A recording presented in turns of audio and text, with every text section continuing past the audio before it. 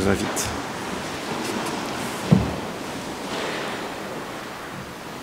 Et nous ouvrons maintenant la Bible, que l'Esprit Saint nous fasse entendre la parole de Dieu pour ce jour.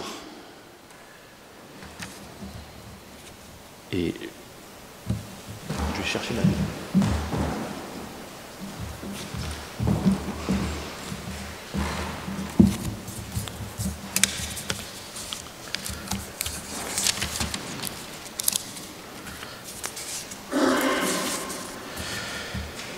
Et nous prenons dans la Bible, dans Luc, le chapitre 16, des versets 19 à 31. Il y avait un homme riche qui s'habillait de pourpre et de lin fin et qui, chaque jour, vivait joyeuse et brillante vie. Un pauvre, du nom de Lazare, était couché devant son portail, couvert d'ulcères. Il aurait bien voulu se rassasier des miettes qui tombaient de la table du riche. Cependant, même les chiens venaient lécher ses ulcères. Le pauvre mourut et fut porté par les anges auprès d'Abraham. Le riche mourut aussi et fut enterré. Dans le séjour des morts, en proie à une grande souffrance, il leva les yeux et vit de loin Abraham avec Lazare à ses côtés. Il s'écria « Père Abraham, aie pitié de moi et envoie Lazare pour qu'il trempe le bout de son doigt dans l'eau afin de me rafraîchir la langue. Car je souffre cruellement dans cette flamme. » Abraham répondit « Mon enfant, souviens-toi que tu as reçu tes biens pendant ta vie et que Lazare a connu les maux pendant la sienne. Maintenant, il est consolé ici et toi tu souffres. De plus, il y a un grand abîme entre nous et vous, afin que ceux qui voudraient passer d'ici vers vous ou de chez vous vers nous ne puissent pas le faire. » Le riche dit « Je te prie alors, Père, d'envoyer Lazare chez mon père, car j'ai 5 frères.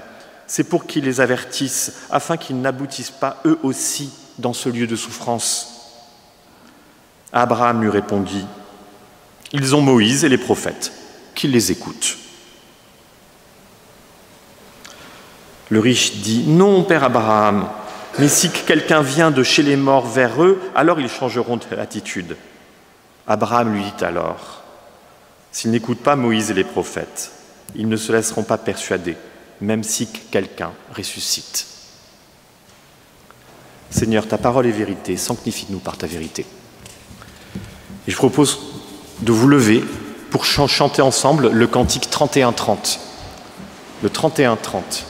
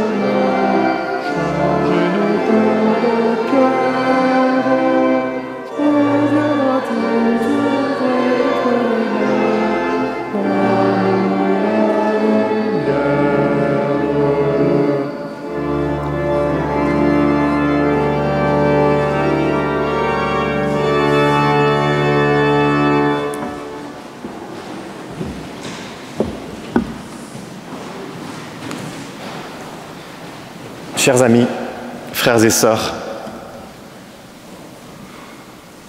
l'histoire du riche et de Lazare. Je retiens dans ce texte principalement la phrase « Ils ont Moïse et les prophètes, qu'ils les écoutent ». Alors tout d'abord, je voudrais évacuer deux éléments qui, à mon sens, pourraient amener à des faux débats. Tout d'abord, ce n'est pas parce que le riche est riche qu'il est en enfer. Le salut n'est pas une histoire de montant sur le compte en banque. Ça marche pour les tarifs de la cantine scolaire, ça marche pour les impôts sur le revenu, mais cette façon mécanique de voir le salut me semble être une fausse piste, une impasse. Et le second sujet, c'est que le texte n'est pas sur les conditions de vie en enfer, mais surtout sur la façon d'obtenir le salut. Le texte, il s'adresse à nous, aujourd'hui, et sur ce que nous allons faire maintenant. Donc si jamais je reviens sur le texte tel que je le vois, d'abord, si on le replace dans son contexte, c'est un récit classique, c'est-à-dire que pour une personne qui écoute cette parabole, cette histoire que raconte Jésus, Jésus fait allusion à une histoire qui est assez connue, très populaire de son temps, c'est celle du pauvre scribe et du riche publicain qui s'appelle Bar Mayan, qui avait vécu comme un impie à l'époque et de façon assez célèbre pour ça. Et ici, en fait, ce qui est intéressant, c'est voir comment est-ce que, par rapport à cette histoire, cette narration classique de Bar Mayan et du pauvre, qu'est-ce que Jésus va en faire? Et en fait, il retourne, il inverse les rôles. Le riche n'a pas de nom, et le pauvre a un nom. Et ce nom, ce n'est pas n'importe lequel, c'est Lazare. Et Lazare, comme Éléazar d'ailleurs, qui est aussi un nom qu'on voit dans la Bible, ce nom signifie Dieu a secouru, ou Dieu a aidé, ou secours de Dieu en quelque sorte. Donc, Lazare, pour un auditeur qui est à l'époque de Jésus, entend immédiatement ce nom et l'associe à un sens, secours de Dieu. Donc, le riche est là, et on lui dit, mais secours de Dieu est à ton portail, secours de Dieu est sous la table, secours de Dieu a faim, secours de Dieu a besoin de ton aide. Et le riche ne le voit pas. Il ne se rend pas compte du secours de Dieu.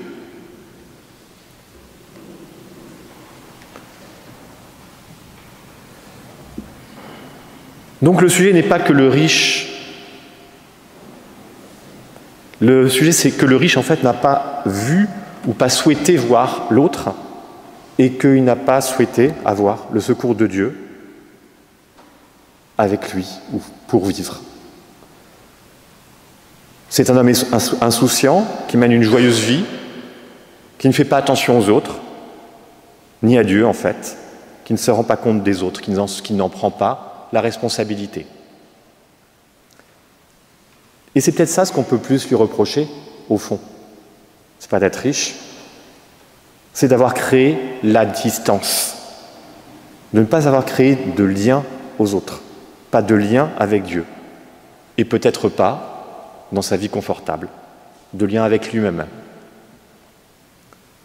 Cette distance, on la retrouvera symétriquement dans la deuxième partie du texte, quand Abraham dit « Il y a un grand abîme entre nous et vous ». Oui, mais cet abîme, qui l'a créé. Et bien sûr, cet homme riche, c'est nous. On le sait tous. Parce que nous savons à quel point nous pouvons être inattentifs aux autres. Le sujet ici, c'est la distance que nous créons, l'absence de lien.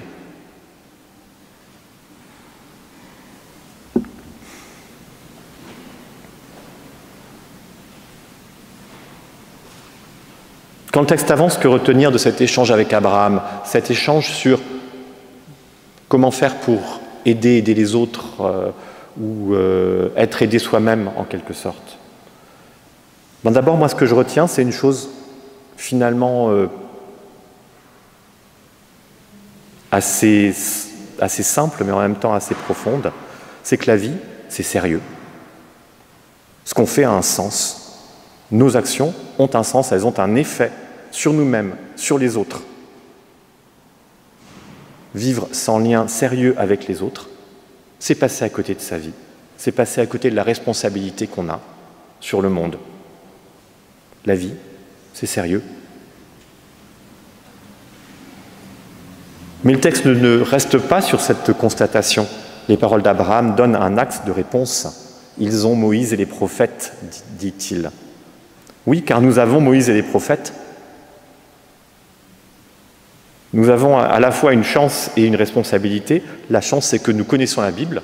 La preuve, c'est qu'on est ici aujourd'hui. Et la responsabilité, c'est que nous connaissons la Bible, donc il y a à nous de la faire vivre. La présence de la Bible dans nos vies, dans ce lieu, chez nous, le fait que nous l'ouvrons de temps en temps ou souvent, ou même que nous voudrions l'ouvrir mais que nous n'y parvenons pas, c'est le signe que nous reconnaissons qu'il y a Moïse et les prophètes, que nous reconnaissons qu'il y a Dieu et des messagers en lien entre lui et nous. Alors, chacun dans la Bible peut avoir des phrases qui tournent dans le cœur, qui tournent dans la tête. Pour moi, Moïse et les prophètes, ça pourrait se résoudre, à titre personnel en tout cas, à la formule et la réponse de Jésus. Tu aimeras le Seigneur, ton Dieu, de tout ton cœur, de toute ton âme, de toute ta pensée. C'est le premier et le plus grand des commandements. Et puis voici le second qui lui est semblable. Tu aimeras ton prochain comme toi-même. Dieu, ton prochain, toi-même. En fait, notre vie n'est construite que par des liens avec le monde et avec les autres. On n'est que l'amour qu'on donne, que l'amour qu'on reçoit. Ce sont des liens d'amour, de veille, d'attention, de responsabilité qui nous construisent.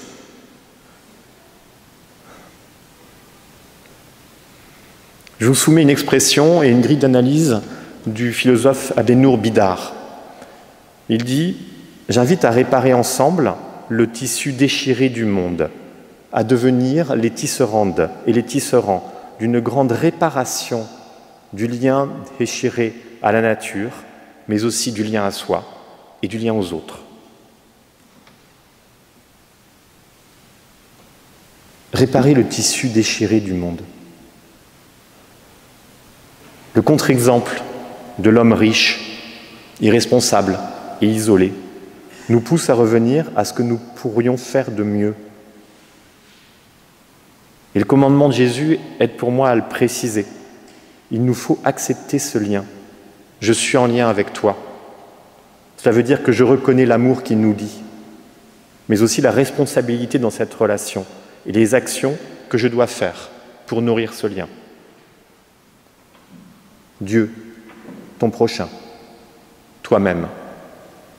Le lien avec Dieu, oui, parce que c'est pas simple de croire, c'est pas forcément stable. Il nous faut accepter de croire et puis au-delà de croire, d'agir, c'est-à-dire de changer notre comportement, de devenir à son service librement, en suivant ses demandes. Entretenir le lien avec Dieu, c'est entrer en action, avant tout. Le lien aux autres.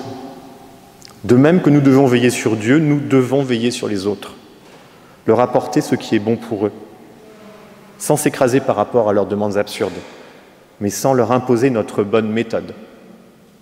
Créer du lien avec respect, avec écoute. Un rapport aux autres qui soit assaini, sans aliénation et sans déliaison.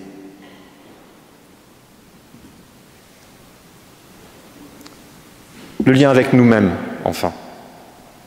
Car souvent, nous vivons comme dissociés de nous-mêmes, privés de la source intérieure qui nous anime et qui nous permet une conscience plus profonde, plus subtile de la réalité. Nous avons également le devoir de veiller sur nous. Nous devons nous ménager, parce que la route est longue, et écouter ce que notre source intérieure a à nous dire. Alors oui, Abraham le souligne, la vie, c'est sérieux. Pour réparer le tissu déchiré du monde, nous devons aimer et veiller, entretenir les liens avec Dieu, les liens avec les autres, les liens avec nous-mêmes. Mais attention, même si c'est sérieux, aimer, c'est très agréable aussi. Vous le savez. Se laisser aller à aimer, il n'y a rien qui fasse plus de bien. Alors, si on prenait les risques de le faire, nous avons Moïse et les prophètes, à nous les écouter. Et je le crois, Dieu nous sera en aide. Amen.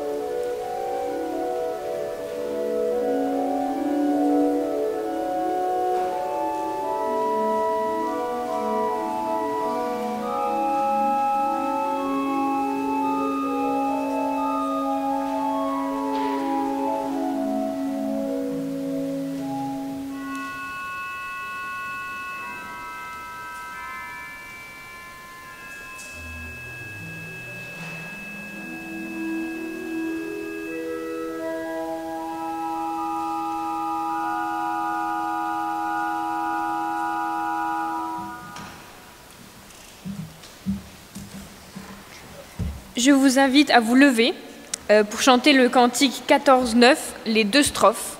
Cherchez d'abord le royaume de Dieu.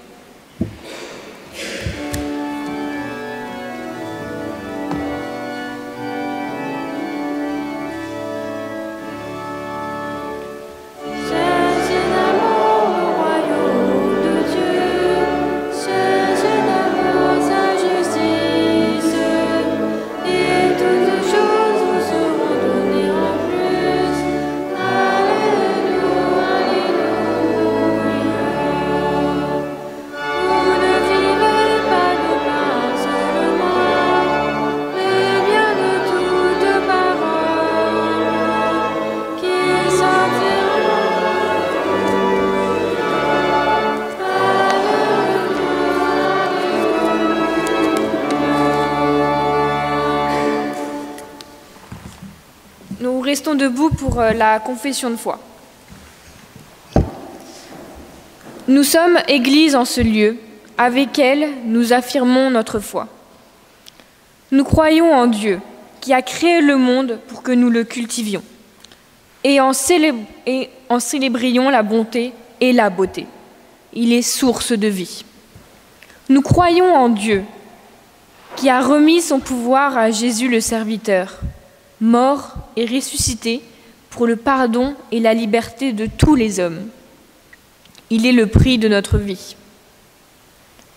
Nous croyons en Dieu qui, par son esprit, nous unit à son Fils, pour que nous combattions le mal et construisions une paix dans l'espérance de son royaume.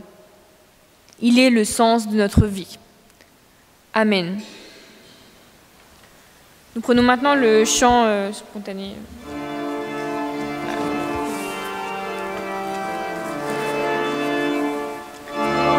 Chante, peuple joyeux, toi qui aimes ton Dieu.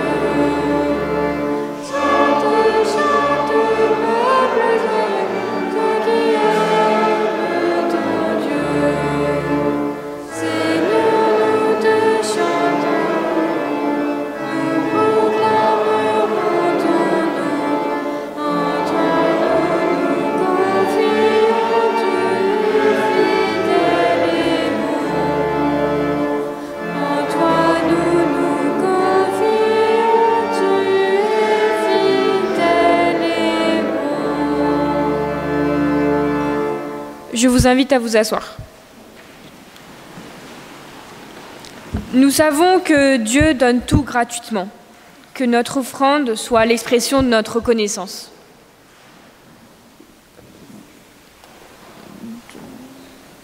Donc on va passer dans les rangs. Il y a aussi une petite boîte avec un scanner de carte bleue, pour ceux qui veulent.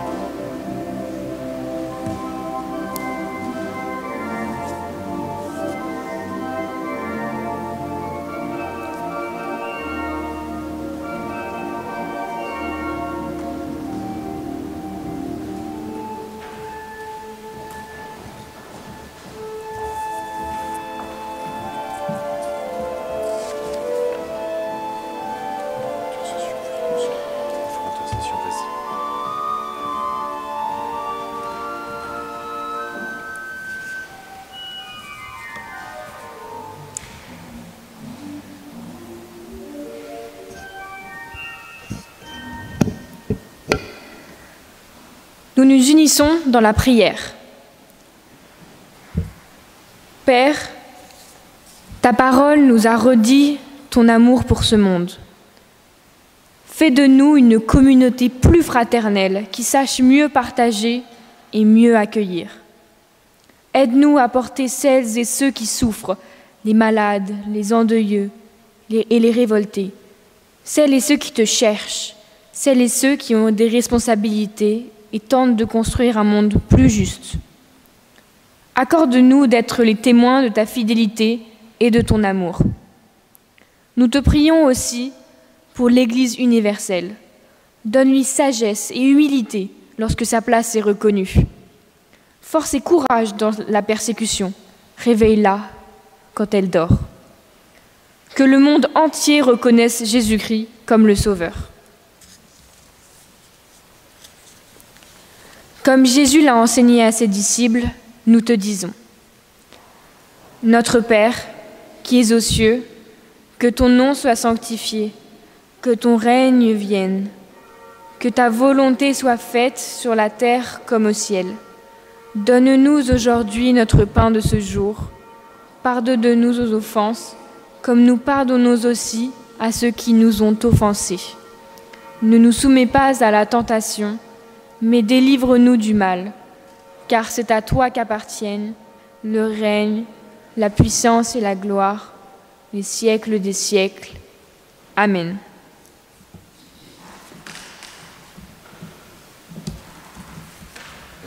Alors, je crois qu'il y a des annonces.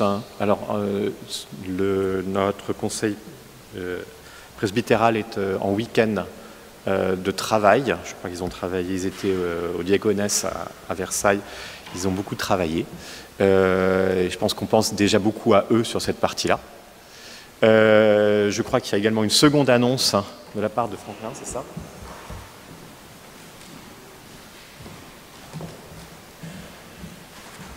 Bonjour à tous.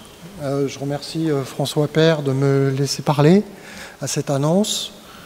Ça va faire un peu écho avec la parole du jour.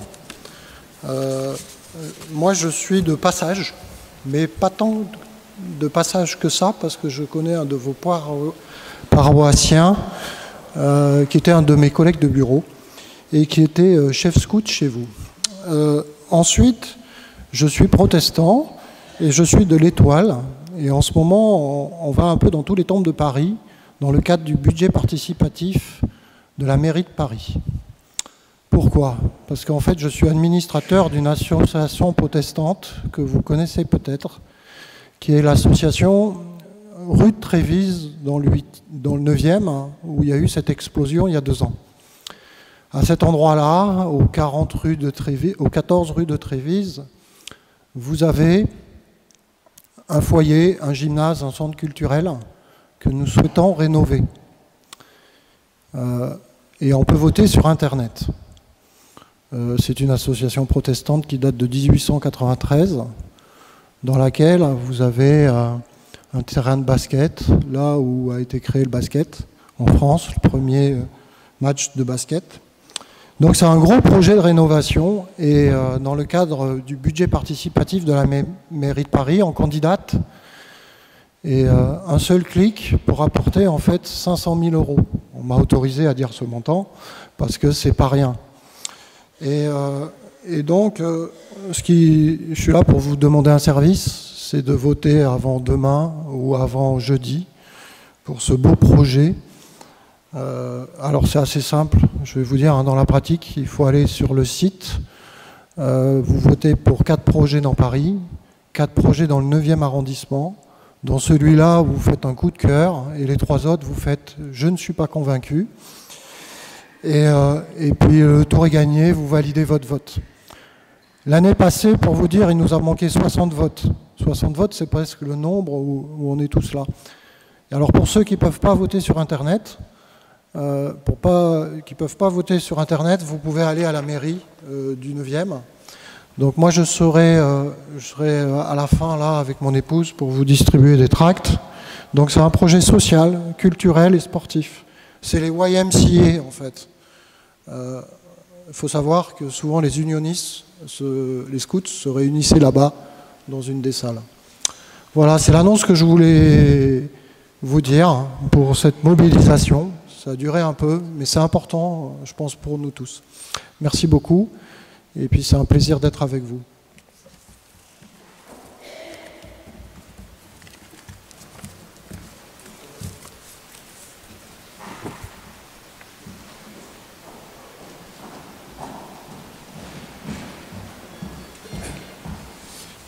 Je m'excuse de prolonger un peu ces annonces, mais je voudrais simplement témoigner de la joie que nous avons eue hier de participer à un très beau concert dans le cadre du festival de musique organisé par les Amis de l'Orgue. Et je ne peux que vous engager à y assister, parce que vraiment c'était exaltant. Hier c'était un concert avec une artiste danseuse et puis Loïc Delannoy. C'était absolument magnifique, c'était envoûtant, c'était spirituel. Malheureusement, il n'y avait pas beaucoup de monde. Et franchement, c'est dommage. Donc je ne peux que vous inciter à venir la prochaine fois. Donc c'est inscrit sur la feuille de culte, c'est le samedi 1er octobre, un concert avec le chœur et Slava Cheliakov. Donc voilà, c'est simplement ça que je voulais vous dire. Mais en même temps, comme je suis président de l'entraide, je ne peux que vous demander aussi de cotiser à l'entraide en remplissant un bulletin d'adhésion qui se trouve à la fin, à la sortie du culte. Merci beaucoup.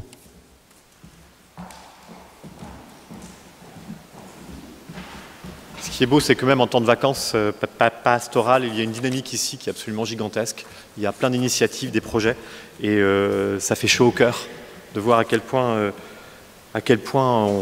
on est très fortement en lien les uns avec les autres. Je vous invite à vous lever pour recevoir la bénédiction. Que te soit donnée la paix sur toutes tes luttes intérieures. Oui, paix aux hommes que Dieu agrée. Qu'une paix profonde te soit annoncée à toi qui es tourmenté et oppressé. Qu'au monde tu sois soustrait pour trouver en Dieu ta véritable paix. Dieu vous bénit et vous garde dans sa paix. Amen. Et je vous invite à chanter ensemble le 5604.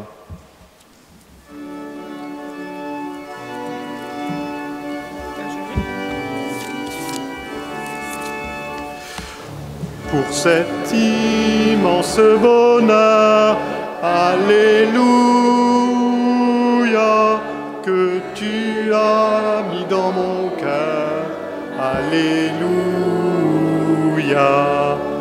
Tu veux te chanter, Seigneur, Alléluia.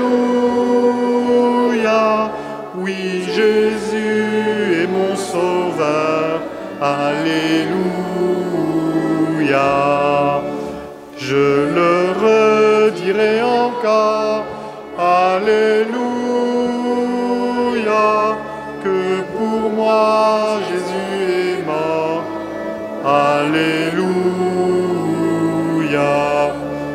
Voilà pourquoi je l'adore, Alléluia. Lui seul est tout mon trésor, Alléluia. Que chaque jour à chaque heure, Alléluia, en moi tu es ta demeure, Alléluia. Que ma vie soit une fleur, Alléluia. Un parfum pour toi, Seigneur, Alléluia.